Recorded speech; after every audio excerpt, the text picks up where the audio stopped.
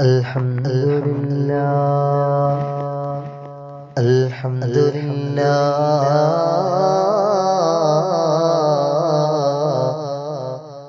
نحمده ونستعينه ونستغفره ونؤمن به ونتوكل عليه ونعوذ بالله من شرور أنفسنا ومن سيئات أعمالنا من يهد الله فلا مضل له ومن يضلله فلا هادي له ونشهد أن لا إله إلا الله وحده لا شريك له وأشهد أن محمدا عبده ورسوله أرسله بالهدى ودين الحق ليظهره على الدين كله ولو كره المشركون أما بعد اللهم رب اشرح لي صدري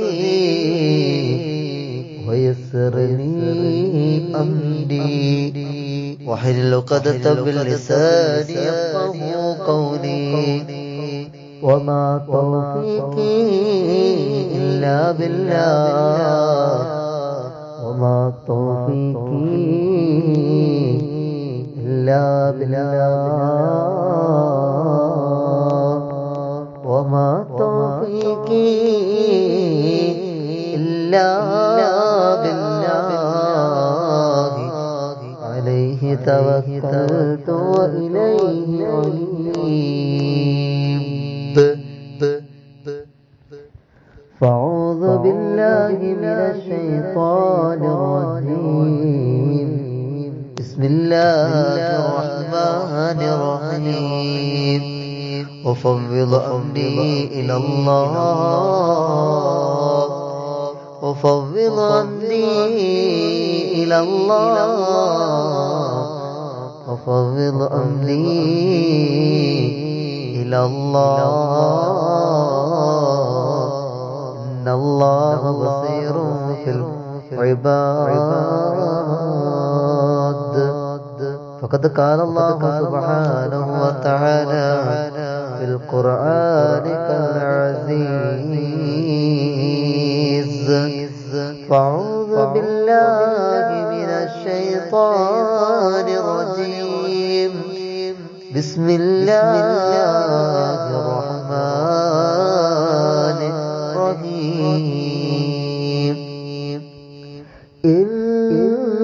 إنا عرضنا الأمانة على السماوات والأرض والجبال فأبين أن يحملنها وأشفقن منها وحملها الإنسان إنه كان ظلوما جهولا صدق الله مولانا العظيم بشد قرآن البين الله عز وجل وقال نبينا وحبيبنا ومصطفى محمد صلى الله عليه وسلم عن عثمان بن عفان رضي الله عنه أنه قال رسول الله صلى الله عليه وسلم خيركم من تعلم القرآن وعلمه وكما كان شفيعنا رسول الله صلى الله عليه وسلم يا ربي بالمصطفى بلغ مقاصدنا واغفر لنا ما مضى يا واسع الكرم مولاي صل وسلم دائما أبدا على حبيبك خير الخلق كلهم. റബ്ബ് സുബ്ഹാനഹു വ തആല നമ്മെല്ലാം സ്വീകരിക്കുമാറാകട്ടെ. നമ്മുടെ പാപങ്ങളെല്ലാം അല്ലാഹു മാപ്പാക്കി തന്ന് അനുഗ്രഹിക്കുമാറാകട്ടെ. കാല ജീവിതത്തിന്റെ തൃപ്തിയിലും പൊരുത്തത്തിലുമായ ജീവിതത്തിന്റെ സ്വർഗ്ഗത്തിലേക്ക് കടന്നു വരാൻ അല്ലാഹു തൗഫീഖ് തന്ന് അനുഗ്രഹിക്കുമാറാകട്ടെ. അല്ലാഹു റബ്ബുൽ ആലമീനായ പടച്ച തമ്പുരാൻ മഖ്ബൂലും മബ്റൂറുമായ ഹജ്ജ് ഉംറയും ചെയ്യാനും തൗഫീഖ് തന്ന് അനുഗ്രഹിക്കട്ടെ. പിന്നെ നമ്മുടെ റസൂലുള്ളാഹി സ്വല്ലല്ലാഹു അലൈഹി വസല്ലം സലാം പറയാൻ അല്ലാഹു തൗഫീഖ് തന്ന് അനുഗ്രഹിക്കട്ടെ. അവിടേക്ക് കടന്നു പോയവർ അല്ലാഹു റബ്ബുൽ ആലമീനായ പടച്ച തമ്പുരാൻ അവരുടെ ദുആക്കളെ ഞങ്ങളെയും ഞങ്ങളുടെ ദുആക്കളിൽ അവരെയും അല്ലാഹു ഉൾപ്പെടുത്തി അനുഗ്രഹിക്കട്ടെ. എൻ്റെ പ്രിയപ്പെട്ട മുഅ്മിനീങ്ങളെ, പരിശുദ്ധമായ ഹജ്ജ് ദിനങ്ങളായി നമ്മളിലേക്ക് വലിയ പെരുന്നാൾ കടന്നു വരികയാണ്.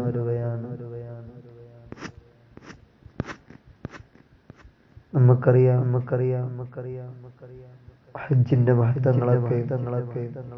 എന്നാൽ ഞാനിന്നിവിടെ പറയാൻ പോകുന്ന വിഷയം എൻ്റെ പ്രിയപ്പെട്ടവരെ പരിശുദ്ധമായ ഖുർആനാണ്.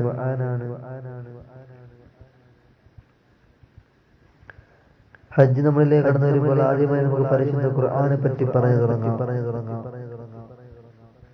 എന്താണ് പരിശുദ്ധ ഖുർആൻ? നമ്മൾ മനസ്സിലാക്കണം.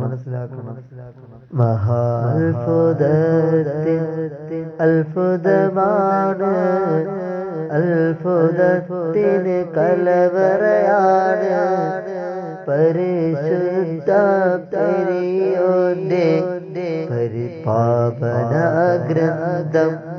അല്ലാഹ് ഉമ്മത്തിനായി വേണ്ടി നിയോഗിച്ചതാ പരിശുദ്ധമായ ഖുർആൻ. ഹബീബായ പ്രവാചകർ സല്ലല്ലാഹു അലൈഹി വസല്ലമ തങ്ങളുടെ പേരിൽ അല്ലാഹു റബ്ബുൽ ആലമീനായ പടച്ച തമ്പുരാൻ പരിശുദ്ധ ഖുർആൻ എത്തിക്കുകയും അവിടുന്ന് അവന്റെ ഉമ്മത്തീങ്ങളായ ഞങ്ങളിലേക്ക് നൽകുകയും, അതായത് അള്ളാഹുവിന്റെ അദാസന്മാരായ അടിമകളിലേക്ക് എത്തിച്ചു കൊടുക്കാൻ അള്ളാഹു കൽപ്പിക്കുകയും ചെയ്തങ്ങനെ നമ്മളിലേക്ക് കടന്നു വന്നിരിക്കുന്നതാണ് ഖുർആൻ. നമ്മൾ വായിക്കുന്നതിലും ഓതുന്നതിലും പ്രവർത്തിക്കുന്നതിലും വെച്ച് എല്ലാത്തിലും വെച്ച് ഏറ്റവും ഉത്തമമായ ഒന്നാണ് പരിശുദ്ധ ഖുർആൻ. അതാണ് നമ്മുടെ ഹദീസ് വന്നത്. ഖുർആൻ പഠിപ്പിക്കുന്നവനും പഠിക്കുന്നവനും ഓതുന്നവനൊക്കെയാണ് ലോകത്തിൽ വെച്ച് ഏറ്റവും വലിയ ഉത്തമനെന്ന് അല്ലാഹുവിന്റെ റസൂൽ സല്ലല്ലാഹു അലൈഹി വസല്ലമ തങ്ങള് നമുക്ക് പറഞ്ഞു തരികയാണ്. നമ്മളത് വ്യക്തമായി നമ്മൾ അതിൽ മനസ്സിലാക്കണം പ്രിയപ്പെട്ടവരെ. നമ്മുടെ ജീവിതം അത് ഉൾക്കൊണ്ട് ജീവിക്കണം പ്രിയപ്പെട്ടവരെ. അല്ലാഹു റബ്ബുൽ ആലമീനായ പടച്ച തമ്പുരാൻ ആകാശത്തിനോട് വിളിച്ചിട്ട് പറയുന്നു, ആകാശമേ നിങ്ങൾക്ക് എന്റേതായ പരിശുദ്ധ ഗ്രന്ഥത്തെ സൂക്ഷിക്കാൻ സാധിക്കുമോ എന്ന് ചോദിച്ചപ്പോൾ പരിശുദ്ധ ഖുർആൻ അവിടെ നിന്ന് ആ ഖുർആനെ സൂക്ഷിക്കാൻ പറ്റുമോ എന്ന് ചോദിച്ചപ്പോൾ കൊടുത്ത മറുപടി, ആകാശവും ഭൂമിയും കരയുകയാണ്, സമാവാതി വൽ അർള കരയുകയാണ്. എന്തിനാണ് കരഞ്ഞത്? അവരെ കൊണ്ട് താങ്ങാൻ സാധിക്കൂല. ഉടനെ കരഞ്ഞുകൊണ്ട് പറയുന്നു, അല്ലാഹ് പടച്ചവനെ നിങ്ങൾക്ക് കഴിയൂല. ഉടനെ അല്ലാഹുവിനോട് ആ മറുപടി കേട്ടുടനെ അല്ലാഹ് പറയുന്നു,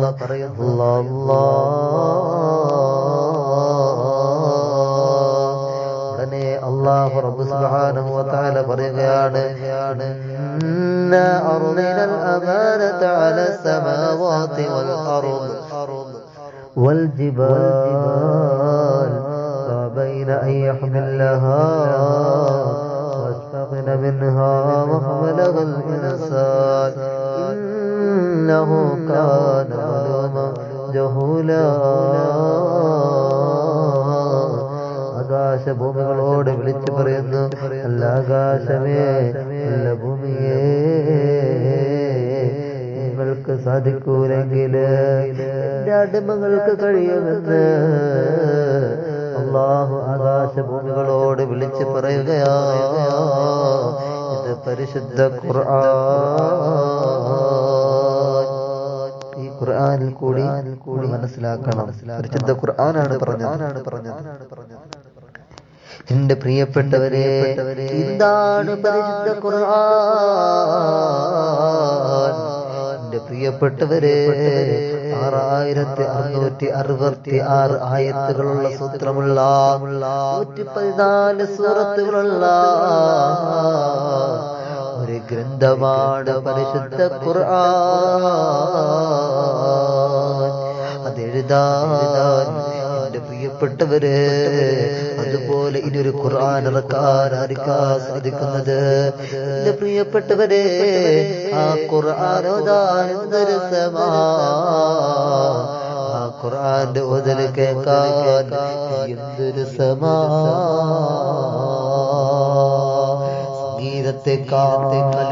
സംഗീതത്തെക്കാളും മഹത്തമായ രാഗമാ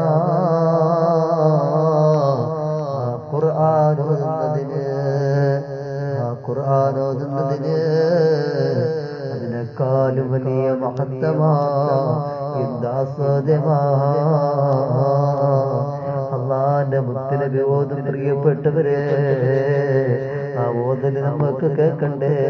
അതിന് നമ്മൾ പോകണം. പടച്ചവന്റെ മുന്നിൽ വെച്ച് നമ്മൾ വിജയിക്കണമടോ. എന്നാൽ മാത്രമേ കേൾക്കാൻ കഴിയൂ. അതിനു വേണ്ടി നീ ഖുർആൻ ഓതണേ, ഖുർആൻ ഓതണേ. ഇത് പരിശുദ്ധ ഖുർആനാ. പരിശുദ്ധ ഖുർആൻ ഓതാൻ നിങ്ങൾക്കല്ലാതെ തൗഫീഖ് തരണേ അല്ലാഹ്. ആമീൻ പറയണേ ഉമ്മ, ആമീൻ പറയണേ ഉപ്പ. അല്ലാഹു സ്വീകരിക്കട്ടെ, അല്ലാഹു കബൂലാക്കട്ടെ. എല്ലാവരെയും അല്ലാഹു സ്വർഗ്ഗത്തിൽ ഒരുമിച്ച് കൂട്ടട്ടെ. ആ മുത്തുനബിയെ കാണാൻ കൊതിയാകുന്നില്ലേ?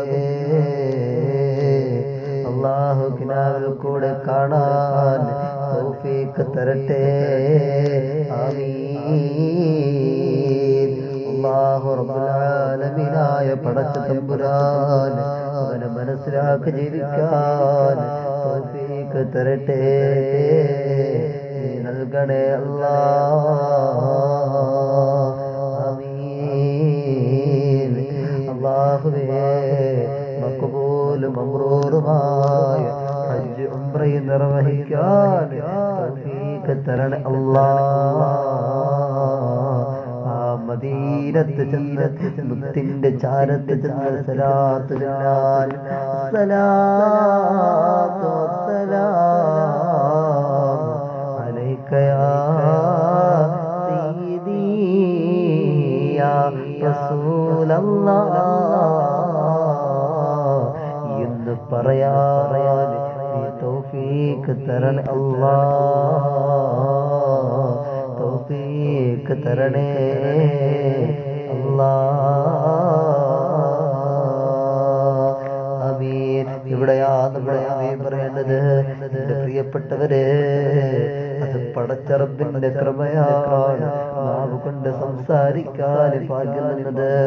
അല്ലാഹുവേ, ഈ കഴിവ് നീ മരിക്കോടെ നിലനിർത്തി തരണേ അല്ലാഹ്. ഞങ്ങളുടെ ഒരു അവയവങ്ങൾക്കും നീ ഒരു അപകടവും നീ വെക്കല്ലേ അല്ലാഹ്. നിനക്ക് വേണ്ടി ഇബാദത്ത് ചെയ്തുകൊണ്ട് ജീവിക്കാൻ ഈ തൗഫീഖ് തരണേ അല്ലാഹ്. ഈ തൗഫീഖ് തരണേ അല്ലാഹ്. നമ്മൾ മനസ്സിലാക്കണം. അല്ലാഹു എത്രത്തോളം മഹത്വമാർന്ന അല്ലാഹു തൗഫീഖ് തരട്ടെ. അല്ലാഹുവേ, ജീവിച്ചിരിക്കുന്ന മാതാപിതാക്കൾക്ക് നീ ആഫിയത്തും ആരോഗ്യം കൊടുക്കണേ അല്ലാഹ്. മരണപ്പെട്ടു പോയവരുടെ ഖബറിടങ്ങളെ വിശാലമാക്കണേ അല്ലാഹ്. വീടില്ലാത്തവർക്ക് ഹൈറായ വീട് കൊടുക്കണേ അല്ലാഹ്. മക്കളില്ലാത്തവർക്ക് സ്വലീകളായ സന്താനങ്ങൾ നൽകണേ അല്ലാഹ്. വിവാഹപ്രായമെത്തിയവർക്ക് അനുയോജ്യമായ ഇരുവരന്മാരെ നീ